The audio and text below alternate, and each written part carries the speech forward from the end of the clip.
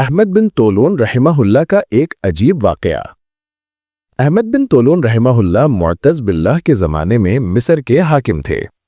اس سے پہلے وہ معروف ترکی بادشاہ طولون رحمہ اللہ کے پاس رہتے تھے اور طولون نے انہیں اپنا بیٹا بنا لیا تھا۔ اسی دوران یہ واقعہ پیش آیا کہ طولون نے انہیں کسی کام سے دارالعمارت بھیجا۔ وہاں انہوں نے بادشاہ کی ایک کنیز کو محل کے کسی خادم کے ساتھ بے حیائی میں مبتلا پایا۔ احمد بن طولون رحمہ اللہ اپنے کام سے فارغ ہو کر بادشاہ کے پاس واپس پہنچے، لیکن اس قصے کا اس سے کوئی ذکر نہیں کیا۔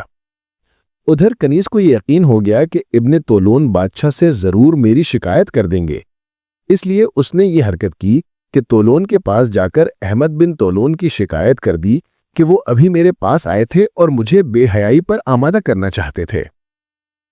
کنیز نے شکایت اس انداز سے کی کہ بادشاہ اس سے بہت متاثر ہوا۔ اس نے فوراً احمد بن طولون کو بلوایا اور کنیز کی شکایت کا زبانی طور پر تو کچھ ذکر نہیں کیا، البتہ ایک مہر شدہ خط ان کے حوالہ کر دیا اور حکم دیا کہ یہ خط فلاں امیر کے پاس پہنچا دو۔ خط میں یہ لکھا تھا کہ جو شخص یہ خط تمہارے پاس لا رہا ہے اسے فوراً گرفتار کر کے قتل کر دو اور اس کا سر میرے پاس بھیج دو۔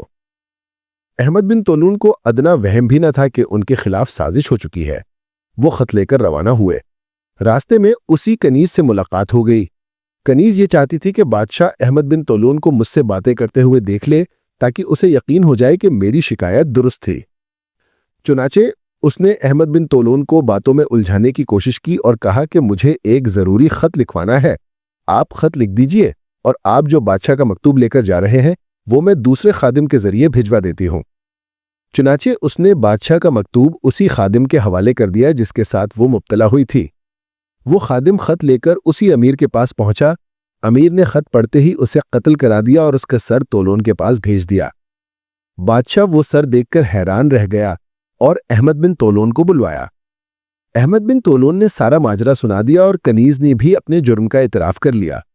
اس دن کے بعد سے بادشاہ کی نظر میں احمد بن طولون کی وقت دو چند ہو گئی اور اس نے وصیت کی کہ میرے بعد ان کو بادشاہ بنایا جائے۔